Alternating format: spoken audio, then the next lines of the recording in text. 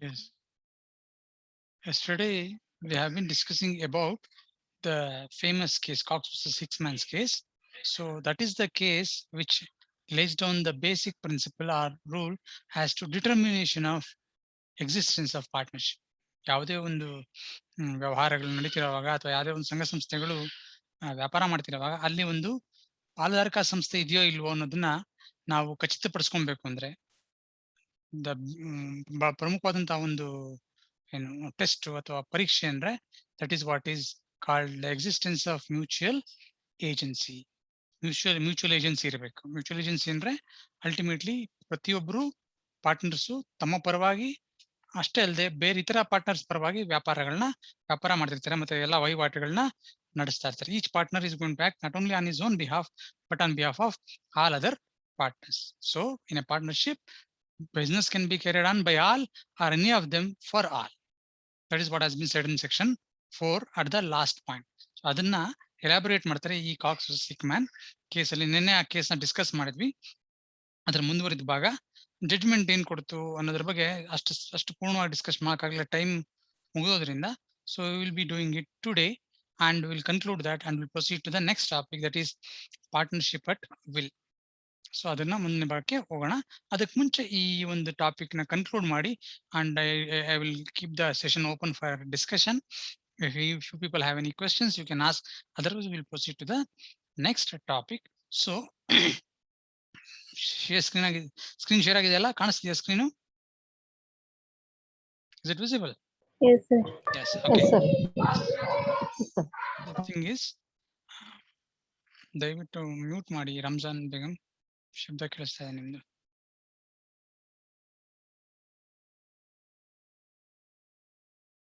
Okay. So the liability of partners for the acts of his co-partners is in truth the liability of principal for the acts of his agent ಅಂತ ಹೇಳ್ತಾರೆ judgment ಅಲ್ಲಿ. This is that ಯಾರೇ ಒಬ್ಬ partner ಮಾಡಿದ್ರು, ಯಾವ್ದೊಂದು contract ಮಾಡ್ದ ಅಥವಾ ಏನೋ ಒಂದು ಮಾರಾಟ ಮಾಡ್ದ, ಇನ್ನೊಂದೇನೋ ಮಾಡ್ದ, ultimately every other partner is going to be liable for these transactions. ಒಂದು ಚೆಕ್ ಕೊಟ್ಟ, ಫರ್ಮ್ ಪರವಾಗಿ ಒಂದು ಚೆಕ್ ಕೊಟ್ಟ ಅಂದ್ಕೊಳ್ಳಿ ಒಬ್ಬ ಪಾರ್ಟ್ನರ್, ಚೆಕ್ ಅವ್ನು ಕೊಟ್ಟಿರೋದು ನಾವು ಲಯಬಲ್ ಅಲ್ಲ. ಇಲ್ಲ, ಬಿಸ್ನೆಸ್ ಮಾಡ್ಬೇಕಾದ್ರೆ ನೀನ್ ಯಾರೋ ಒಬ್ಬ ಪಾರ್ಟ್ನರ್ ಚೆಕ್ ಕೊಟ್ಟಿದ್ದಾನ ಅಂದ್ರೂ ಅವನ ಆಕ್ಟ್ಗೆ ಎಲ್ಲರೂ ಮಿಕ್ಕಿದ್ದೆಲ್ಲ ಪಾರ್ಟ್ನರ್ಸು liable. ಯಾಕೆಂದ್ರೆ they will be considered as principals and this person who has given the check or who has entered into a transaction, he is entering into a transaction not only on his own behalf but on behalf of all other partners. ಅದನ್ನೇ ಈ section 4 ಹೇಳೋದು. ಒಬ್ನೇ ವ್ಯವಹಾರ ಮಾಡ್ತಿರ್ಬೋದು, ಆದ್ರೆ ಅವನಿಗೋಸ್ಕರ ಮಾತ್ರ ವ್ಯಾಪಾರ ಮಾಡ್ತಿರ್ಲಿಲ್ಲ, ಮಿಕ್ಕಿದವ್ರಿಗೋಸ್ಕರನು ವ್ಯಾಪಾರ ಮಾಡ್ತಾರೆ. ಅದರಿಂದ there is mutual agency, contract of agency and the relationship of principal agent exist. So ಅದರಿಂದ ಏನಾಗುತ್ತೆ, because of this, what is going to happen, liability of one partner for the acts of his co-partners is in truth the liability of principal for the acts of his agent. ಪ್ರತಿಯೊಬ್ಬರು ಎಲ್ಲರೂ liable ಆಗಿರ್ತಾರೆ.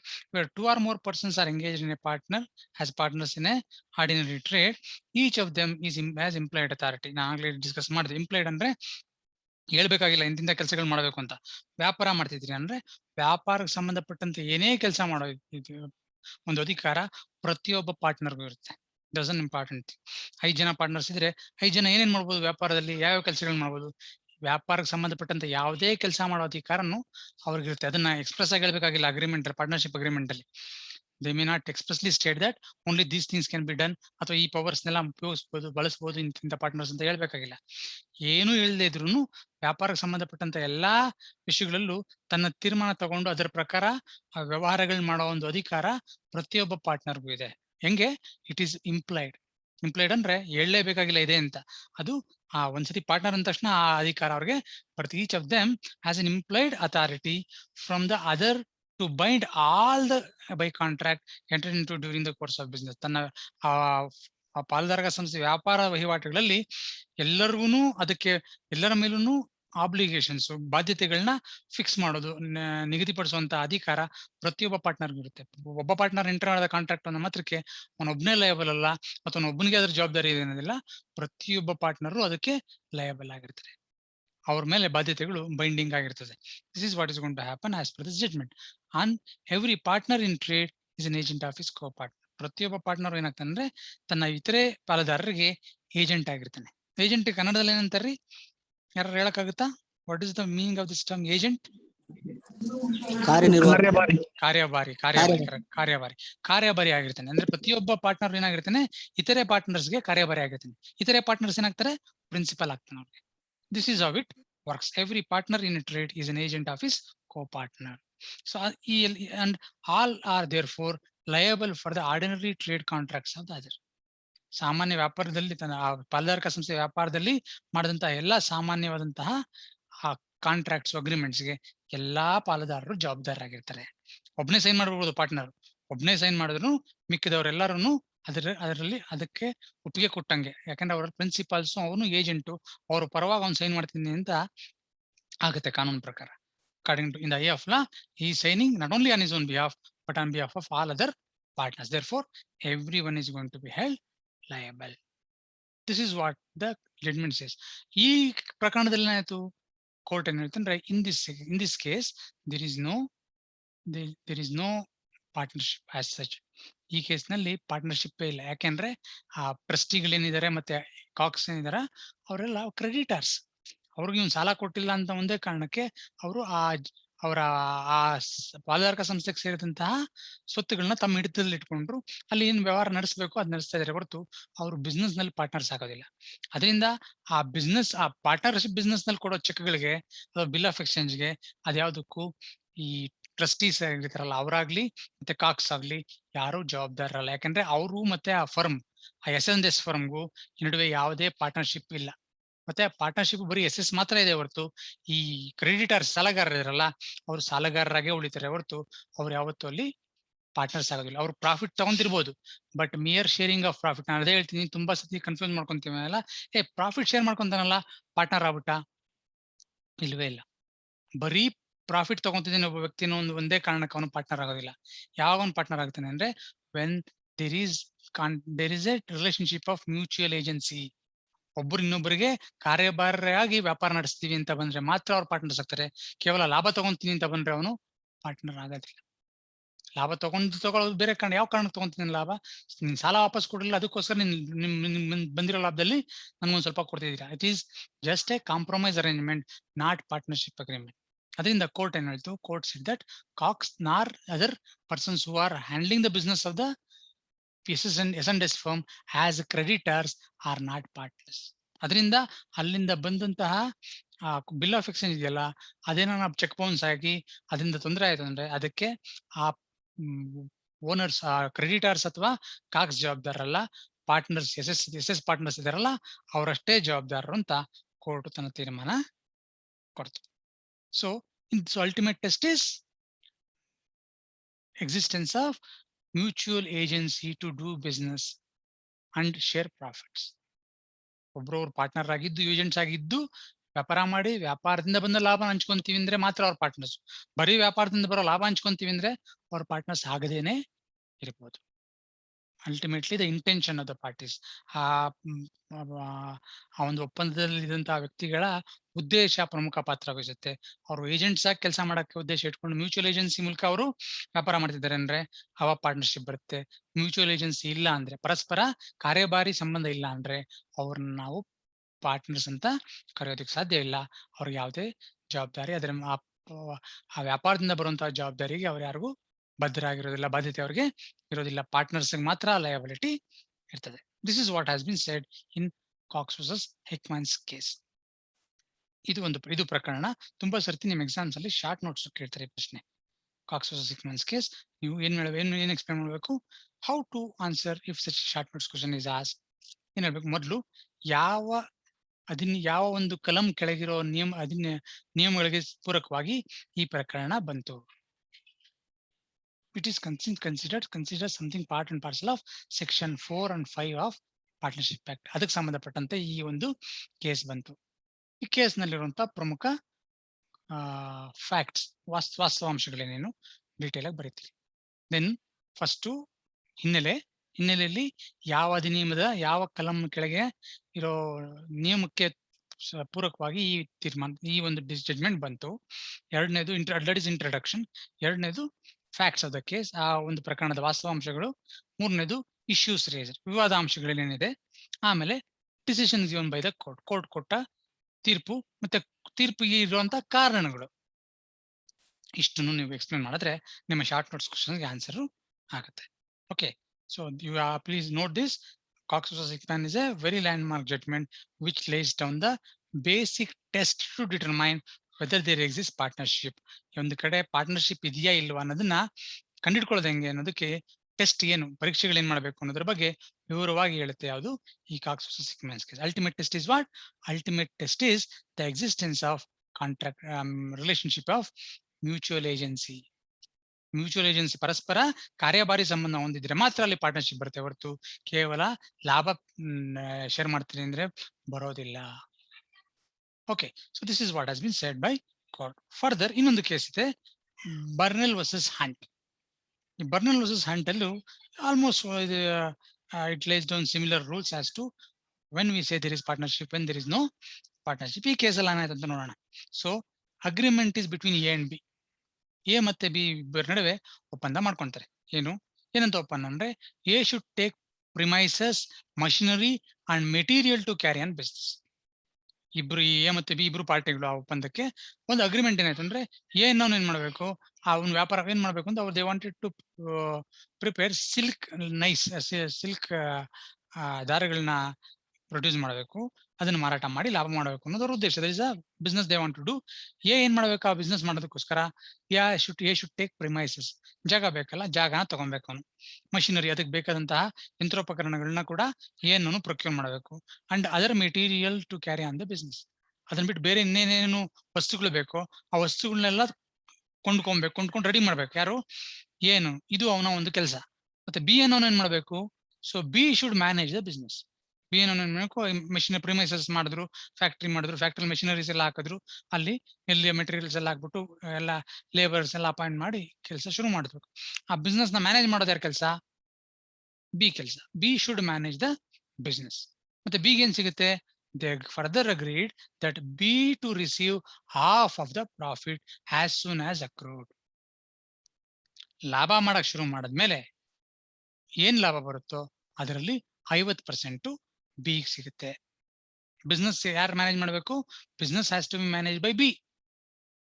ಅದಕ್ಕೆ ಬೇಕಾಗಿರೋ ಸಲಕರಣೆಗಳೆಲ್ಲ ಯಾರು? A. ಲಾಭ 50% ಬಿಗೆ ಬರ್ತದೆ. ಅದು ಲಾಭ ಯಾವಾಗ ಬರುತ್ತೆ ಅಂದ್ರೆ, ಯಾವಾಗ ಲಾಭ ಮಾಡಕ್ ಶುರು ಮಾಡ್ತಾರಲ್ಲ ಬಿಸ್ನೆಸ್, ಅವಾಗಿಂದ 0.5% ಲಾಭ ಕೊಡ್ಬೇಕು.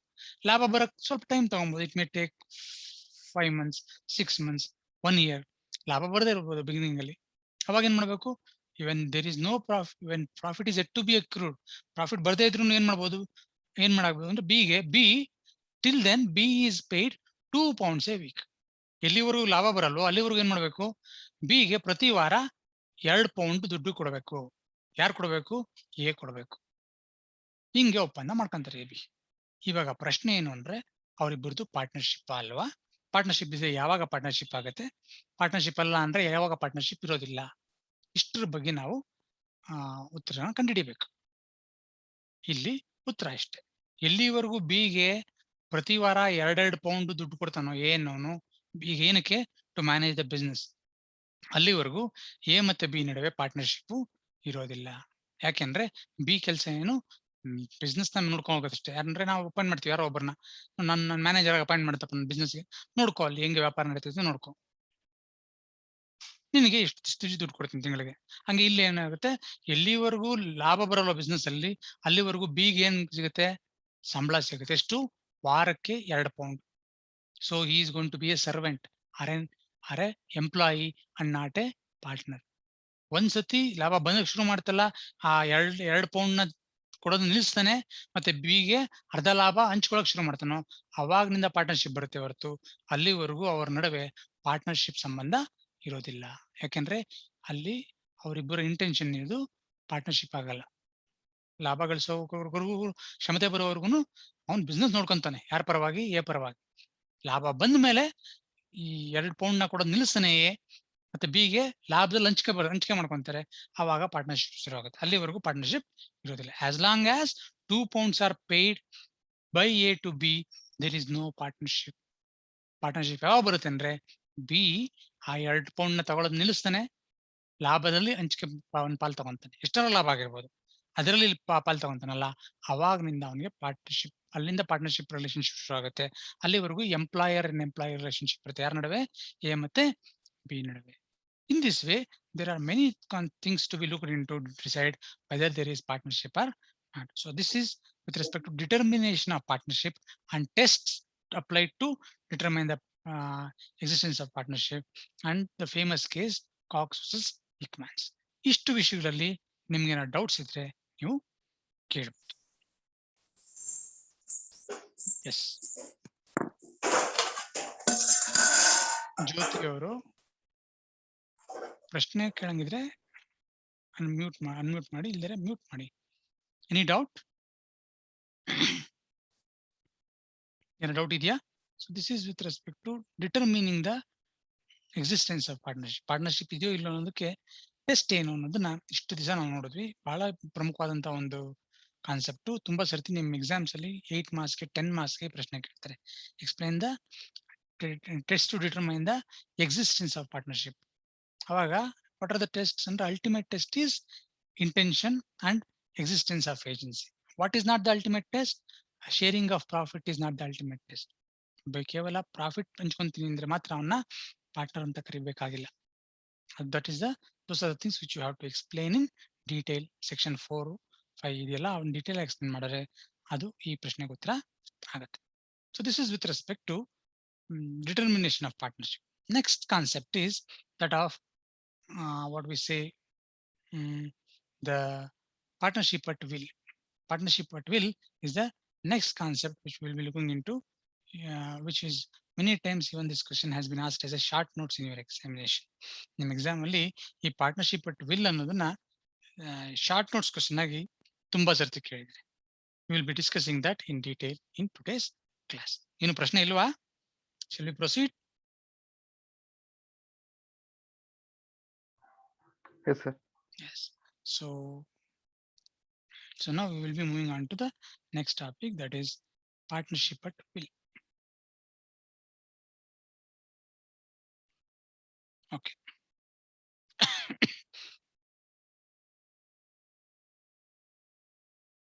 ಸೊ ಏನಂಗಂದ್ರೆ ಅದರ ಅರ್ಥ ಏನು, ಅದರ ಒಂದು ಪ್ರಮುಖ ಲಕ್ಷಣಗಳೇನು ಅನ್ನೋದನ್ನ ಇವತ್ತು ತಿಳ್ಕೊಳ್ಳೋಣ. So first one is meaning. Partnership at will ಅಂದ್ರೆ ಏನು ಅನ್ನೋದನ್ನ ತಿಳ್ಕೊಳ್ಳೋಣ. So duration of partnership can be expressly provided in the contract or it can be implied. Partnership ಶುರು ಮಾಡಿದ್ವಿ, ಪಾರ್ಟ್ನರ್ಶಿಪ್ ಎಷ್ಟು ದಿವಸ ಇರಬೇಕು ಅನ್ನೋದನ್ನ ಯಾರು ತೀರ್ಮಾನ ಮಾಡ್ತಾರೆ? ಪಾರ್ಟ್ನರ್ಸೇ ತೀರ್ಮಾನ ಮಾಡ್ತಾರೆ. ಇಲ್ಲಿ ಇನ್ ಅವರ ಅಗ್ರಿಮೆಂಟ್ ನಲ್ಲಿ, ಅವರ ಒಪ್ಪಂದದಲ್ಲಿ through express provisions or by implication. ಅದನ್ನು ವ್ಯಕ್ತವಾಗಿ ಹೇಳಿರ್ಬೋದು ಅಥವಾ ಅವ್ಯಕ್ತವಾಗಿ ಅವರ ನಡವಳಿಕೆ ಅಥವಾ ಸಂದರ್ಭದಿಂದ ನಾವು ತಿಳ್ಕೊಬಹುದು. ಏನಂದ್ರೆ ಎಷ್ಟು ದಿವಸದೊಳಗೂ ಈ ಪಾರ್ಟ್ನರ್ಶಿಪ್ ಬಿಸ್ನೆಸ್ ನಡೆಸೋದಕ್ಕೆ ಅವರು ಉದ್ದೇಶ ಹೊಂದಿದ್ರು. So duration of partnership can be expressly provided in the contract or it can be implied. Agreement ಅಲ್ಲೇ ಸ್ಪಷ್ಟವಾಗಿ ಮತ್ತೆ ವ್ಯಕ್ತವಾಗಿ ತಿಳಿಸಿರ್ಬೋದು, ಅಥವಾ ಅದನ್ನ ಸಂದರ್ಭದಿಂದ ನಾವು ಅರ್ಥ ಮಾಡ್ಕೊಂಡು ಫಿಕ್ಸ್ ಮಾಡ್ಕೊಬಹುದು. So partnership can B for a fixed duration. Okay, that's the first thing. But where no provision is made by contract between the partners for the duration of the partnership or for the determination of partnership. ಇವು ಬಹಳ ಮುಖ್ಯವಾದಂತಹ ಮೂರು points. No provision is made ಅಂದ್ರೆ, no provision ಅಂದ್ರೆ ಅವರ ಒಂದು ಒಪ್ಪಂದದಲ್ಲಿ ಇದಕ್ಕೆ ಯಾವುದೇ ಸಂಬಂಧಪಟ್ಟಂತೆ ಯಾವುದೇ ಇದು ಮಾಡ್ಕೊಂಡಿಲ್ಲ, ಯಾವುದೇ ಕ್ಲಾಸ್ ಸೇರಿಸಿಲ್ಲ, ಯಾವುದೇ ಒಮ್ಮತಕ್ಕೆ ಬಂದಿಲ್ಲ. ಯಾವುದಕ್ಕೆ ಸಂಬಂಧಪಟ್ಟಂತೆ? Duration of partnership. ಎಷ್ಟು ದಿವಸ ನಾವು ಬಿಸ್ನೆಸ್ ಮಾಡಬೇಕು ಅಂತ ಒಪ್ಪಂದದಲ್ಲಿ ಸ್ಪಷ್ಟವಾಗಿ ತಿಳಿಸಿಲ್ಲ, ಅವರು ವ್ಯಕ್ತವಾಗಿ ತಿಳಿಸಿಲ್ಲ, ಅಥವಾ ಅವ್ಯಕ್ತವಾಗಿ ಕೂಡ ಅವರ ಕಾಂಡಕ್ಟ್ ಇಂದನೂ ಅದನ್ನ ಅರ್ಥ ಮಾಡ್ಕೊಳಕ್ ಸಾಧ್ಯ ಇಲ್ಲ. So there is no provision made by the contract between the partners as to the duration of partnership. ಎಷ್ಟು ದಿವಸ ನಾವು ಪಾರ್ಟ್ನರ್ಶಿಪ್ ನಡೆಸ್ತೀವಿ ಅದ್ರ ಬಗ್ಗೆ ವ್ಯಕ್ತವಾಗಿ ಆಗ್ಲಿ ಅದು ಅವ್ಯಕ್ತವಾಗ್ಲಿ ಎಲ್ಲೂ ನಮ್ಗೆ ಮಾಹಿತಿ ಸಿಗ್ತಿಲ್ಲ. ಮತ್ತು ಅಗ್ರಿಮೆಂಟ್ ಇನ್ನೊಂದು ವಿಷಯ ತಿಳಿಸಿಲ್ಲ, ಏನಂದ್ರೆ R that nothing is provided as to the determination of partnership. ಯಾವತ್ತು ಈ ಪಾರ್ಟ್ನರ್ಶಿಪ್ ನ ಮುಕ್ತಾಯ ಮಾಡ್ತೀವಿ ಅನ್ನೋದಕ್ಕೂ ಅದ್ರ ಬಗ್ಗೆ ಎಲ್ಲೂ ಉಲ್ಲೇಖಗಳು ಇಲ್ಲ. ಎಲ್ಲಿ? ಆ ಪಾರ್ಟ್ನರ್ಶಿಪ್ ಅಗ್ರಿಮೆಂಟ್ ಅಲ್ಲಿ. when there is no specific provision made in the agreement as to duration of partnership or how the partnership is going to be determined. Determination ಅಂದ್ರೆ ಕೊನೆಗಾಣಿಸೋದು, ಮುಗಿಸೋದು. Determination of partnership. ಎರಡರ ಬಗ್ಗೆನೂ ಯಾವುದೇ ಮಾಹಿತಿ ವ್ಯಕ್ತವಾಗೂ ಸಿಗ್ತಿಲ್ಲ, ಅವ್ಯಕ್ತವಾಗೂ ಸಿಗ್ತಿಲ್ಲ. Neither there is an express provision not there is an something can be implied as to the duration of a partnership firm. ಒಂದು ಪಾಲುಗಾರ ಸಂಸ್ಥೆ ಯಾವತ್ತು ಕೊನೆಗೊಳ್ಳುತ್ತೆ ಅನ್ನೋದ್ರ ಬಗ್ಗೆ ಕೂಡ ಎಲ್ಲೂ ಕೊನೆಗೊಳ್ಳುತ್ತೆ ಅನ್ನೋದ್ರ ಬಗ್ಗೆ ಉಲ್ಲೇಖ ಇಲ್ಲ. ಮತ್ತೆ ಅದನ್ನ ಯಾವ ರೀತಿ ಕೊನೆಗಾಣಿಸ್ತೀವಿ ಅನ್ನೋದ್ರ ಬಗ್ಗೆನೂ ಉಲ್ಲೇಖ ಇಲ್ಲ. ಎರಡಕ್ಕೂ ಉಲ್ಲೇಖ ಇಲ್ಲಿ ಅಗ್ರಿಮೆಂಟ್ ಅಲ್ಲಿ ವ್ಯಕ್ತವಾಗೂ ಇಲ್ಲ, ಅವ್ಯಕ್ತವಾಗೂ ಇಲ್ಲ. ಆ ತರಹದ ಪಾಲುದಾರಿಕಾ ಸಂಸ್ಥೆಗಳನ್ನ ನಾವೇನಂತ ಕರಿತೀವಿ ಅಂದ್ರೆ, ಅಂತಹ ಪಾಲುದಾರಿಕಾ ಸಂಸ್ಥೆಗಳನ್ನ ನಾವು ಪಾರ್ಟ್ನರ್ಶಿಪ್ಸ್ ಅಟ್ ವಿಲ್ ಅಂತ ಕರಿತೀವಿ. Such A partnership is a partnership will. ಇಲ್ಲಿ 3 ಪ್ರಮುಖ ಅಂಶ ಇರಬೇಕು ಪಾರ್ಟ್ನರ್ಶಿಪ್ ಅಟ್ ವಿಲ್ ನಾವು ಹಾಕೊಂಡ್ರೆ. ಪಾರ್ಟ್ನರ್ಶಿಪ್ ಅಟ್ ವಿಲ್ ಆಗ್ಬೇಕು ಅಂದ್ರೆ ಏನಿರ್ಬೇಕು, ಅಲ್ಲಿ ಯಾವ್ದ್ರ ಉಲ್ಲೇಖಗಳಿರಬಾರ್ದು. ಯಾವ್ದಕ್ಕೆ ಸಂಬಂಧಪಟ್ಟಂತೆ ಎಷ್ಟು ದಿವಸ ಈ ಪಾರ್ಟ್ನರ್ಶಿಪ್ ನಡೆಸ್ತೀವಿ ಅನ್ನೋದ್ರ ಬಗ್ಗೆ ಯಾವುದೇ ಉಲ್ಲೇಖ ಇಲ್ಲ. ಮತ್ತೆ ಯಾವ ರೀತಿ ಪಾರ್ಟ್ನರ್ಶಿಪ್ ನ ಕೊನೆಗಾಣಿಸ್ತೀವಿ ಅನ್ನೋದಕ್ಕೂ ಉಲ್ಲೇಖ ಇಲ್ಲ. ವ್ಯಕ್ತವಾಗೂ ಇಲ್ಲ, ಅವ್ಯಕ್ತವಾಗೂ ಇಲ್ಲ. ಅಂತಹ ಒಂದು ಪಾಲುದಾರಿಕಾ ಸಂಸ್ಥೆಗಳನ್ನ ನಾವೇನಂತ ಕರಿತೀವಿ, ಪಾರ್ಟ್ನರ್ಶಿಪ್ ಅಟ್ ವಿಲ್ ಅಂತ ಕರಿತೀವಿ. ಪಾರ್ಟ್ನರ್ಶಿಪ್ ಅಟ್ ವಿಲ್, ಇದು ಈ ಪಾರ್ಟ್ನರ್ಶಿಪ್ ಅಟ್ ವಿಲ್ ನ ಅರ್ಥ. ಮುಂದುವರಿತಾ ಅದರಿಂದ ಆಗುವಂತ ಪರಿಣಾಮಗಳೇನು, ಯಾವಾಗ ಎಷ್ಟು ದಿವಸ ಪಾರ್ಟ್ನರ್ಶಿಪ್ ಮಾಡ್ತೀವಿ, ಬಿಸ್ನೆಸ್ ಮಾಡ್ತೀವಿ ಅಂತ ಡ್ಯೂರೇಷನ್ ಹೇಳಿಲ್ಲ, ಮತ್ತೆ ಅದನ್ನ ಹೆಂಗ್ ನಾವು ಕೊನೆಗಾಣಿಸ್ತ ಇಲ್ಲಿಲ್ಲ ಅಂದ್ರೆ ಅದರಿಂದ ಆಗೋ ಕೆಲವು ಪರಿಣಾಮಗಳಿದಾವೆ. ಅದು ಬಹಳ ಮುಖ್ಯ. We have to know the implications of a partnership being a partnership at will. ಅದು ನಾವು ಮುಂದೆ ಕರ್ತೀವಿ. ಪಾರ್ಟ್ನರ್ಶಿಪ್ ಅಟ್ ವಿಲ್ ಅನ್ನೋದು ಅರ್ಥ ಆಯ್ತು ಏನು ಅಂತ.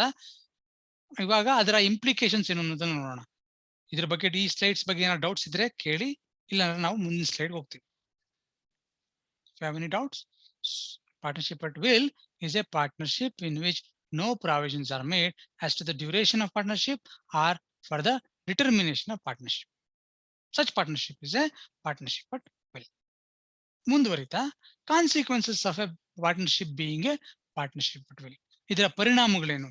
ಯಾವುದೇ ಒಂದು ಪಾರ್ಟ್ನರ್ಶಿಪ್ ಅಟ್ ವಿಲ್ ಆದ್ರೆ, ಅಂದ್ರೆ ಅದನ್ನ ಯಾವತ್ತು ಕೊನೆಗಾಣಿಸ್ತೀವಿ ಅನ್ನೋದ್ರ ಬಗ್ಗೆ ಯಾವುದೇ ಮಾಹಿತಿ ಇಲ್ಲ, ಮತ್ತೆ ಅದನ್ನ ಹೆಂಗ್ ಕೊನೆಗಾಣಿಸ್ತೀವಿ ಅನ್ನೋದ್ರ ಬಗ್ಗೆ ಯಾವುದೇ ಉಲ್ಲೇಖಗಳಿಲ್ಲ ಅಗ್ರಿಮೆಂಟ್ ನಲ್ಲಿ. ಅದರಿಂದ ಆಗೋ ಪರಿಣಾಮಗಳೇನು ಅಂದ್ರೆ ಇವು. If there is a partnership which is a partnership at will, then in a partnership at will, a partner can retire from the firm at any time by giving his co-partners a notice of his intention to retire. Partnership at will ಏನಾದ್ರು ಶುರು ಮಾಡಿದೀನಿ ಅಂದ್ರೆ ಯಾವಾಗ ಬೇಕಾದ್ರೂ ಯಾವ partner ಬೇಕಾದ್ರೆ ಏನ್ ಮಾಡ್ಬೋದು, ಮಿಕ್ಕಿದ ಪಾರ್ಟ್ನರ್ಸ್ಗೆ ನೋಟಿಸ್ ಕೊಟ್ಟು, ನೋಡಪ್ಪ ನಂಗೆ ಯಾಕೋ ಈ ವ್ಯಾಪಾರ ಸರೋಗ್ತಿಲ್ಲ, ಸರಿ ಅನ್ನಿಸ್ತಿಲ್ಲ, ನಾವ್ ಈ ಪಾರ್ಟ್ನರ್ಶಿಪ್ ನ ಇಲ್ಲಿ ಕೊನೆ ಮಾಡೋಣ, ನಾನು ಇದರಿಂದ ಈ ಪಾರ್ಟ್ನರ್ಶಿಪ್ ಇಂದ ಹೊರಬರ್ತೀನಿ ಅಂತ ನೋಟಿಸ್ ಕೊಟ್ಟು ಹೊರಗೆ ಬಂದ್ಬಿಡ್ಬೋದು, ರಿಟೈರ್ಡ್ ಆಗ್ಬಿಡ್ಬೋದು. ನಿವೃತ್ತಿ, ರಿಟೈರ್ ಅಂದ್ರೆ ನಿವೃತ್ತಿ ತಾನೆ, ನಿವೃತ್ತಿ ಬಂದ್ಬಿಡ್ಬೋದು. ಬಟ್ ನಾ ಮಾಡಲ್ಲಪ್ಪ, ವ್ಯಾಪಾರ ಮುಂದುವರ್ಸಕ್ ಇಷ್ಟ ಇಲ್ಲ, ನಿಲ್ಸ್ಬಿಡೋಣ. ಯಾವಾಗ ಮಾಡ್ಬೋದು? ಯಾವಾಗ ಬೇಕಾದ್ರೂ ಮಾಡ್ಬೋದು. Partnership at will, a partner can retire from the firm at any time. At any time ಅಂದ್ರೆ ಯಾವಾಗ ಬೇಕಾದ್ರೂ ಮಾಡ್ಬೋದು. ಹೆಂಗೆ? By giving notice to copartners. ಬೇರೆ ಮಿಕ್ಕಿದ ಪಾಲುದಾರರಿಗೆ ಒಂದು ನೋಟಿಸ್ ಕೊಡ್ಬೇಕು, ಸೂಚನೆ ಕೊಟ್ಟು, ಇಲ್ಲಪ್ಪ ನಿಲ್ಸೋಣ, ಈ ಪಾರ್ಟ್ನರ್ಶಿಪ್ ಬೇಡ, ನಾನು ಇದರಿಂದ ನಿವೃತ್ತಿ ಹೊಂದ್ತೀನಿ ಅಂತ ಅವ್ನ ಇಂಟೆನ್ಷನ್ ಅವ್ರು ಹೇಳ್ಬಿಟ್ರು, ನೋಟಿಸ್ ಕೊಟ್ರೆ ಅಲ್ಲಿ ಮುಗೀತು, ಅಲ್ಲಿ ಪಾರ್ಟ್ನರ್ಶಿಪ್ ಮುಗೀತದೆ. ಯಾವಾಗ? When partnership is partnership at will. ಅರ್ಥ ಆಗ್ತಿದೆಯಲ್ಲ? ಮುಂದುವರಿತಾ, the partner can dissolve the firm at any time by giving to the co-partners is giving notice of his intention to dissolve the firm.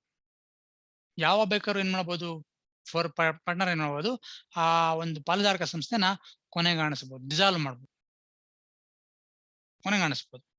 ಹಿಂಗೆ? By giving notice of his intention to dissolve. ನೋಡಪ್ಪ, ನನಗೆ ಈಗ ಅನಿಸ್ತಾ ಇದೆ ಈ ಪಾಲುದಾರಿಕಾ ಸಂಸ್ಥೆನ ಇಲ್ಲಿ close ಮಾಡೋಣ, ಮತ್ತೆ ನಮ್ ಇದರ ಅಕೌಂಟ್ ನ ಎಲ್ಲ ಸೆಟಲ್ ಮಾಡ್ಬಿಟ್ಟು ಏನೇನ್ ಬರುತ್ತೆ ಎಲ್ಲರೂ ಹಂಚ್ಕೊಂಡ್ಬಿಡೋಣ ಅಂತ ಡಿಸೈಡ್ ಮಾಡಿದೀನಿ ಅಂತ ಹೇಳ್ಬಿಟ್ಟು ಸೂಚನೆ ಕೊಟ್ರೆ ಸಾಕು, ಅಲ್ಲಿಂದ ಫರ್ಮ್ ಡಿಸಾಲ್ವ್ ಆಗುತ್ತೆ, ಲೆಕ್ಕ ಚುಪ್ತ ಆಗುತ್ತೆ. ಯಾರ್ಯಾರು ಏನೇನ್ ಬೇಕು ಹಂಚ್ಕೊಂಡು ಫರ್ಮ್ ನ ಕೊನೆಗಾಣಿಸ್ತಾರೆ. ಇದನ್ನ ಯಾವ ಮಾಡ್ಬೋದು? ಯಾವ ಬೇಕಾದ್ರೂ, ಯಾವ ಪಾರ್ಟ್ನರ್ ಬೇಕಾದ್ರೂ ಮಾಡ್ಬೋದು, ನೋಟಿಸ್ ಕೊಟ್ಟು ಮಿಕ್ಕಿದ ಪಾರ್ಟ್ನರ್ಸ್ಗೆ. This is the consequence of a partner becoming a partnership at will. So thus a firm can be easily dissolved.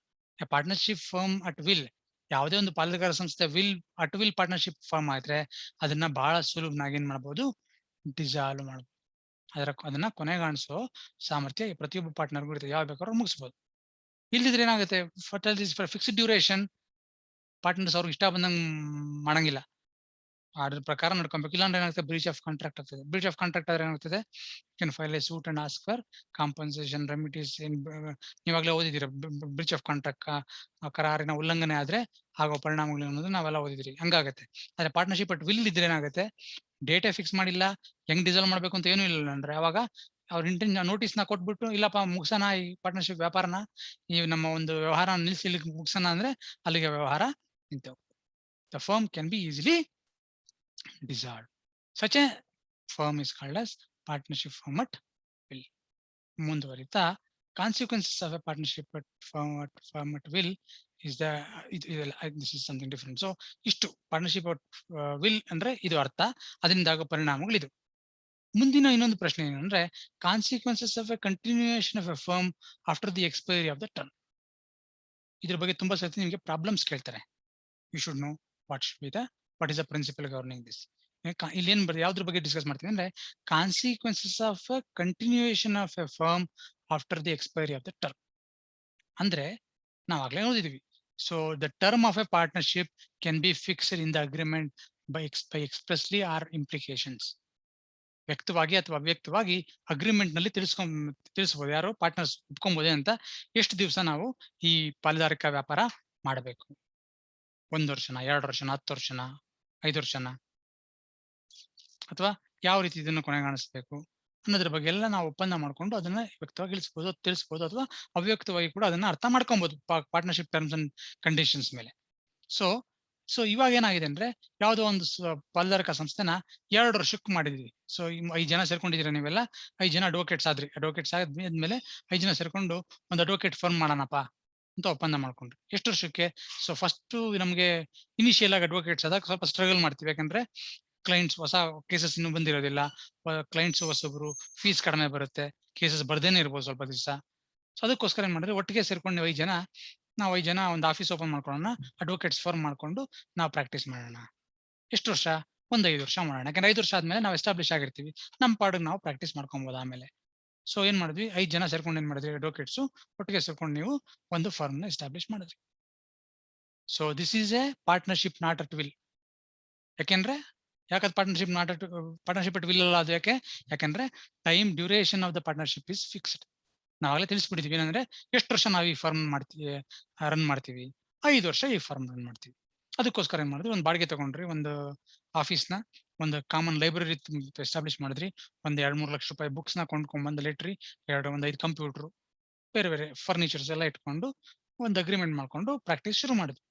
It is a partnership ಅಷ್ಟೇ. It is not A partnership at will. ಯಾಕಂದ್ರೆ 5 ವರ್ಷ ಯಾರನ್ನು retire ಆಗಂಗಿಲ್ಲ. 5 ವರ್ಷ ನಡೀತದೆ ಅದು. ಅಕಸ್ಮಾತ್ 5 ವರ್ಷಕ್ಕೆ ಮುಂಚೆನೂ ಕೊನೆಗಾಣಿಸ್ಬೋದಾ ಅಥವಾ ಚೇಂಜಸ್ ಮಾಡ್ಬೋದಾ, ಅದನ್ನ ಮುಂದೆ ಓದ್ತೀವಿ. ಆದ್ರೆ ಇದು ಸದ್ಯಕ್ಕಂತೂ 5 ವರ್ಷ ಒಪ್ಪಂದ ಮಾಡ್ಕೊಂಡಿದ್ದೀವಿ. ಏನು, 5 ವರ್ಷ ಅಡ್ವೊಕೇಟ್ ಫರ್ಮ್ ನಡೆಸಬೇಕು. ಆದ್ರೆ ಏನ್ ಮಾಡಿದ್ರಿ, 5 ವರ್ಷ ಆಯ್ತಪ್ಪ, ನೀವು ಅಡ್ವೊಕೇಟ್ಸ್ ಆದ್ಮೇಲೆ 5 ವರ್ಷ ಪ್ರಾಕ್ಟೀಸ್ ಮಾಡಿದ್ರಿ. 5 ವರ್ಷ ಆದ್ಮೇಲೆ ಏನ್ ಮಾಡಿದ್ರಿ, ಹಂಗೆ ಕಂಟಿನ್ಯೂ ಮಾಡಿದ್ರಿ. ಫರ್ಮ್ ನ ಡಿಸಾಲ್ವ್ ಮಾಡ್ಲಿಲ್ಲ, ಫರ್ಮ್ ನ ಕೊನೆಗಾಣಿಸ್ಲಿಲ್ಲ. ಸೊ ಅವಾಗ ಏನಾಗುತ್ತೆ ಪಾರ್ಟ್ನರ್ಶಿಪ್ ಅನ್ನೋದು ಪ್ರಶ್ನೆ. So we are now discussing a situation where consequences of continuation of a firm after the expiry of the term. 5 ವರ್ಷಕ್ಕೆ ಮಾಡಿದಿರಿ ನೀವು ಪಾರ್ಟ್ನರ್ಶಿಪ್ ಫರ್ಮ್ ನ, 5 ವರ್ಷ ಆಗೋಯ್ತು, ಆದ್ರೂ ಏನ್ ಮಾಡಿದ್ರಿ, ನೀವು 5 ಜನ ಇನ್ನು ಮುಂದುವರ್ಸಿದ್ರಿ ಪಾರ್ಟ್ನರ್ಶಿಪ್ ಫರ್ಮ್. ಅದೇ ಆಫೀಸ್, ಹಂಗೆ ಅದೇ ಲೈಬ್ರರಿ, ಅದೇ ಕಂಪ್ಯೂಟರ್ಗಳು, ಅದೇ ಫರ್ನಿಚರ್ಸ್, ಹಂಗೆ ಅದೇ ಅರೇಂಜ್ಮೆಂಟ್ ಹಂಗೆ ಕಂಟಿನ್ಯೂ ಆಗ್ತಾ ಇದೆ ಅನ್ಕೊಳ್ಳಿ. ಆವಾಗ ಪಾರ್ಟ್ನರ್ಶಿಪ್ ಏನಾಗ್ತದೆ ಅನ್ನೋದು ಪ್ರಶ್ನೆ.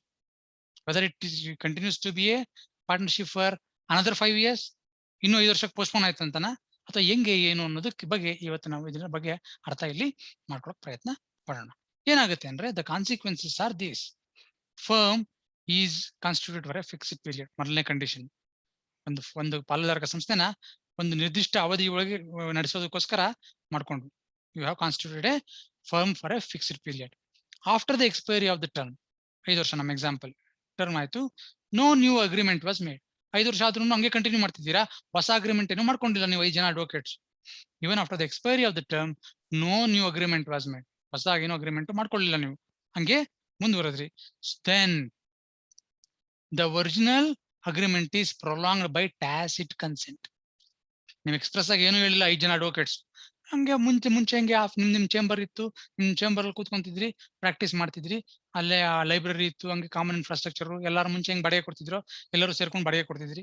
ಎಲ್ಲ ಹಂಗೆ ನಡೀತಾ ಇದೆ. ಮತ್ತೆ ಹಂಗೆ ಮಂತ್ಲಿ ಎವ್ರಿ ಮಂತ್ಸ್ ಕೊನೆಗೆ ಏನ್ ಫೀಸ್ ಬಂತೋ ಎಲ್ಲ ಡಿಸ್ಟ್ರಿಬ್ಯೂಟ್ ಮಾಡ್ಕೊಳ್ಳೋದು ಹಂಗೆ ಮುಂದುವರೆದಿದ್ರಿ. Then what it implies that the original agreement is prolonged. ಮೂಲ ಒಂದು ಒಪ್ಪಂದ ಇತ್ತಲ್ಲ, ಕರಾರ್ ಇತ್ತಲ್ಲ, ಅದನ್ನ ಟ್ಯಾಸಿಟ್ ಕನ್ಸೆಂಟ್. ಟ್ಯಾಸಿಟ್ ಅಂದ್ರೆ ಅವ್ಯಕ್ತವಾಗಿ, ಎಕ್ಸ್‌ಪ್ರೆಸ್ ಆಗೆಲ್ಲೂ ಹೇಳಿಲ್ಲ, ಬಟ್ ನಿಮ್ಮ ಒಂದು ಕಾಂಡಕ್ಟ್ ಏನ್ ಹೇಳುತ್ತೆ ಅಂದ್ರೆ it shows that you continue to have the same agreement prolong. ಅದನ್ನ ಇನ್ನೂ ಮುಂದುವರಿಸೋದಕ್ಕೆ ಪ್ರಯತ್ನ ಒಪ್ಕೊಂಡ್ರಿ.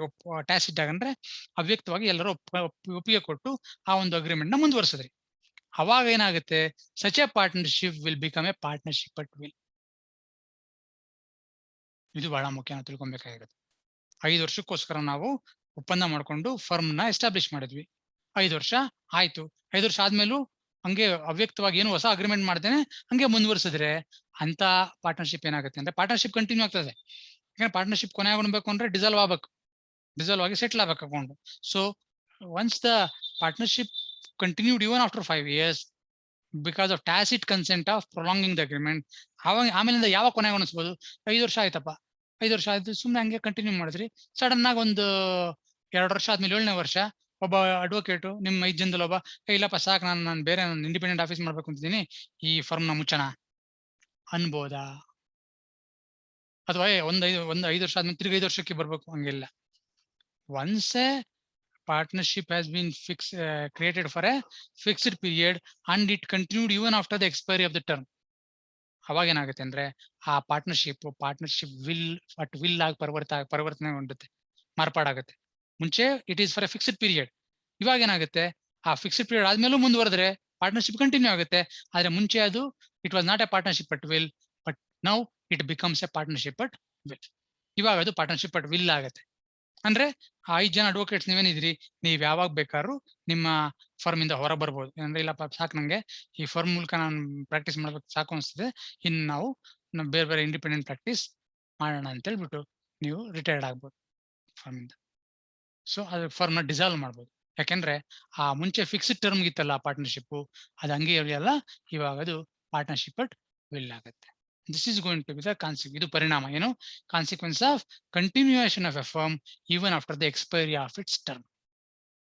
ಅದರ ಟರ್ಮ್ ಮುಗಿದ ಮೇಲೂ ಆ ಪಾರ್ಟ್ನರ್ಶಿಪ್ ಕಂಟಿನ್ಯೂ ಆದ್ರೆ ಆ ಪಾರ್ಟ್ನರ್ಶಿಪ್ ಎಂತ ಪಾರ್ಟ್ನರ್ಶಿಪ್ ಆಗುತ್ತೆ ಅಂದ್ರೆ ಅದು ಪಾರ್ಟ್ನರ್ಶಿಪ್ ಅಟ್ ವಿಲ್ ಆಗುತ್ತೆ. Partnership at will.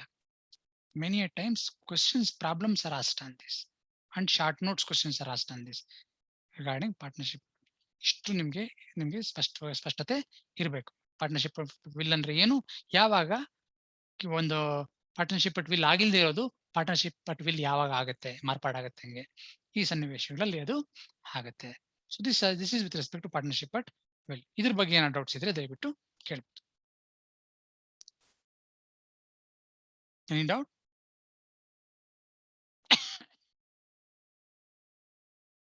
ಎಲ್ಲ ಅರ್ಥ ಆಗ್ಬಿಡುತ್ತಾ? I am getting a doubt. ಇಲ್ಲ ಏನೂ ಅರ್ಥ ಆಗ್ತಿಲ್ಲ, ಎಲ್ಲ ಅರ್ಥ ಆಗುತ್ತೆ, ಏನಾಗ್ತಿದೆಯೋ ಗೊತ್ತಿಲ್ಲ ನಂಗೆ. So okay, it's all right. So that's with respect to partnership at will. Next ಮುಂದೆ ಬರೆಯೋದು ಪರ್ಟಿಕ್ಯುಲರ್ ಪಾರ್ಟ್ನರ್ಶಿಪ್. ಇದನ್ನ ನಾವು ಆಗ್ಲೇ ಓದಿದೀವಿ, ಬಟ್ ತುಂಬಾ ಸತಿ ನಿಮ್ಗೆ ಶಾರ್ಟ್ ನೋಟ್ಸ್ ಕ್ವಶನ್ ಕೇಳಬಹುದು ಇದನ್ನ. ಸೊ ಅದಕ್ಕೋಸ್ಕರ ಇದನ್ನ ಇಲ್ಲಿ ನೋಡೋಣ. So particular partnership is a partnership which is for A specific business or adventure. ಅದನ್ನ ಇಷ್ಟು ಒಂದ್ಸತಿ ಶಾರ್ಟ್ ನೋಟ್ಸ್ ಯೂಶುವಲ್ ಆಗಿ ಕೇಳೋದಿಲ್ಲ, ಬಟ್ ಗೊತ್ತಿರ್ಬೇಕು ನಿಮ್ಗೆ ಏನು ಅಂತ. ಹಿಂಗೆ ಪರ್ಟಿಕ್ಯುಲರ್ ಪಾರ್ಟ್ನರ್ಶಿಪ್ ಅಂದ್ರೆ ಏನು ಅಂತ. So A person may become A partner with another person in particular adventure undertaking. ಯಾವುದೋ ನಿರ್ದಿಷ್ಟವಾದಂತ ಒಂದೇ ಒಂದು ವಹಿವಾಟಿಗೋಸ್ಕರನೇ ಪಾರ್ಟ್ನರ್ಶಿಪ್ ಮಾಡ್ಕೊಬಹುದು. A person may become A partner with another person in particular adventure undertaking. Adventure ಅಂದ್ರೆ ಏನೊಂದು ವ್ಯವಹಾರ, ಯಾವುದೋ ಒಂದೇ ಒಂದು ವ್ಯವಹಾರ. ಒಂದ್ ಮನೆ ತಗೊಂಡು ಅದನ್ನ ಮಾರಾಟ ಮಾಡಿ ಲಾಭ ಮಾಡೋದು, ಒಂದ್ ಜಮೀನ್ ತಗೊಂಡು ಅದನ್ನ ಲೇಔಟ್ ಮಾಡಿ ಮಾರಾಟ ಮಾಡೋದು, ಅಷ್ಟೇ. ಒಂದೇ ಟ್ರಾನ್ಸಾಕ್ಷನ್, ಒಂದೇ ಅಡ್ವೆಂಚರ್ ಆರ್ ಅಂಡರ್ಟೇಕಿಂಗ್. ಅಷ್ಟಕ್ಕೇನೆ ನಾವು ಬೇಕಾದ್ರೆ ಪಾರ್ಟ್ನರ್ಶಿಪ್ ಮಾಡಬಹುದು. So implications, there can be a partnership even a single or a brief business venture. ಒಂದ್ ದಿವಸ ಮಾಡೋಣ, ಅಥವಾ ಈ ಒಂದು ಪಾರ್ಸಲ್ನ ಇಲ್ಲಿಂದ ಅಲ್ಲಿ ತಗೊಂಡೋಗೋದು, ಅದರಿಂದ ಬರೋ ಲಾಭನ ಇಬ್ರು ಹಂಚ್ಕೊಳ್ಳಿ. ಅಥವಾ ಈ ಮಾವಿನ ತೋಟ ಇದೆ, ಮಾವಿನಕಾಯಿ ಸೀಸನ್, ಮಾವಿನ ತೋಟದಲ್ಲಿ ಇಷ್ಟು ಮಾವಿನ ಉದುರ್ಬೋದಪ್ಪ, ನಾವು ಅದನ್ನ ಕೊಂಡ್ಕೊಳ್ಳೋದು, ಅದನ್ನ ತಗೊಂಡೋಗಿ ಮಾರಾಟ ಮಾಡಿ ಲಾಭ ಹಂಚ್ಕೊಳ್ಳೋದು, ಅಷ್ಟೇ ಈ ವರ್ಷಕ್ಕೆ. ಈ ವರ್ಷ ಅಂದ್ರೆ ಇನ್ನೊಂದು 1 ತಿಂಗಳು ಸೀಸನ್ ಇದೆಯಪ್ಪ, ಒಂದು 200 ಮಾವಿನ ಮರಗಳಿದಾವೆ. ಆ ಮಾವಿನ ಮರಗಳು ಎಷ್ಟು ಮಾವಿನಕಾಯಿ ಬೀಳ್ತದೋ, ಎಷ್ಟು ಚೆನ್ನಾಗಿರ್ತವೆ ಗೊತ್ತಿಲ್ಲ. ಓನರ್ ಹತ್ರ ಕೇಳೋಣ. ಆ ಓನರ್ ಹೇಳಿ ವ್ಯಾಪಾರ ಮಾಡ್ಬಿಟ್ಟು ಕೊಂಡ್ಕೊಳ್ಳೋದು. ದೊಡ್ಡಂತ ಪಚ್ಮಾರು ಅಂತಾರೆ ನಮ್ಮ ಕಡೆ ಎಲ್ಲ, ಇಲ್ಲಿ ಏನಂತಾರೆ ಗೊತ್ತಿಲ್ಲ, ನಾವು ಗದಗಲ್ಲಿ ಪಚ್ಮಾರ್ ಮಾಡಿ ಬಂದಿದ್ದ ಮಾವಿನಕಾಯಿನೆಲ್ಲ ತಗೊಂಡು ಮಾರಾಟ ಮಾಡಿ ಬಂದಿದ್ದ ಲಾಭನ ಇಬ್ರು ಹಂಚ್ಕೊಳ್ಳೋಣ. ಇಷ್ಟೇ business. Even it is single transaction, it can be considered as a partnership. ಅದನ್ನ ಪಾರ್ಟ್ನರ್ಶಿಪ್ ಅಂತ ನಾವು ಪರಿಗಣಿಸಬಹುದು. So business need not be ever lasting in nature. ವ್ಯಾಪಾರ ಎವರ್ ಲಾಸ್ಟಿಂಗ್, ಯಾವಾಗ ತುಂಬಾ ವರ್ಷ ಮಾಡಬೇಕು, ತುಂಬಾ ದಿವಸ ಮಾಡಬೇಕು ಅಂತ ಏನೂ ಇಲ್ಲ. ಒಂದೇ ಒಂದು ಟ್ರಾನ್ಸಾಕ್ಷನ್ ಇರ್ಬೋದು, ಅಥವಾ ಒಂದೇ ಒಂದು ಅಡ್ವೆಂಚರ್ ಇರ್ಬೋದು, ಒಂದೇ ಒಂದು ವೆಂಚರ್ ಇರ್ಬೋದು, ಅದ್ರ ಮೂಲಕನೂ ಪಾರ್ಟ್ನರ್ಶಿಪ್ ಆಗ್ಬೋದು. ಅಂತ ಪಾರ್ಟ್ನರ್ಶಿಪ್ಸ್ ಇರ್ತದಲ್ಲ, it is limited for A single or a brief business venture. ಬಹಳ ಅಲ್ಪಾವಧಿ ಅಥವಾ ಒಂದೇ ಒಂದು ಟ್ರಾನ್ಸಾಕ್ಷನ್ಗೋಸ್ಕರ ಪಾರ್ಟ್ನರ್ಶಿಪ್ ಮಾಡ್ತೀವಲ್ಲ, ಅಂತ ಪಾರ್ಟ್ನರ್ಶಿಪ್ಸ್ ನ ನಾವು ಪರ್ಟಿಕ್ಯುಲರ್ ಪಾರ್ಟ್ನರ್ಶಿಪ್ ಅಂತ ಕರಿತೀವಿ. We call this as particular partnership. If other ingredients are partnership is fulfilled, then even particular partnership is a partnership.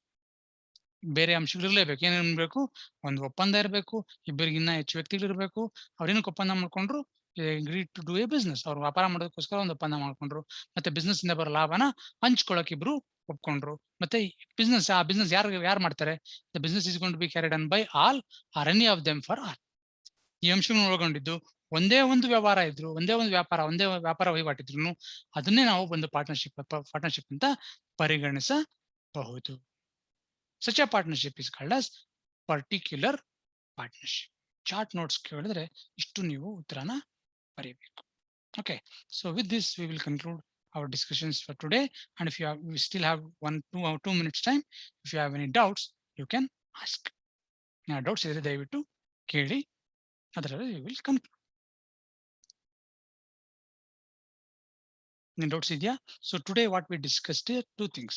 2 ಬಗ್ಗೆ ಡಿಸ್ಕಸ್ ಮಾಡಿದ್ವಿ. 3 ಬಗ್ಗೆ, ಒಂದು partnership at will. Partnership at will ಅಂದ್ರೆ ಏನ್ ಅರ್ಥ ತಿಳ್ಕೊಂಡ್ವಿ.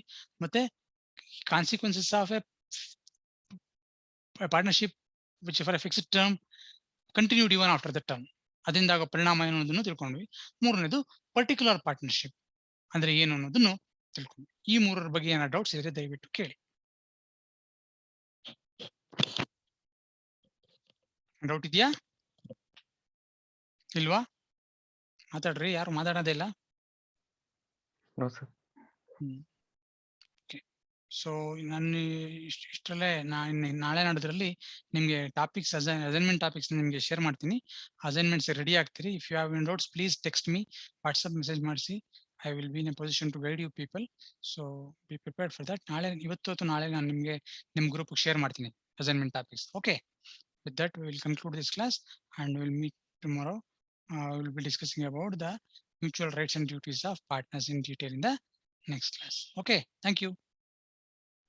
Thank you, sir.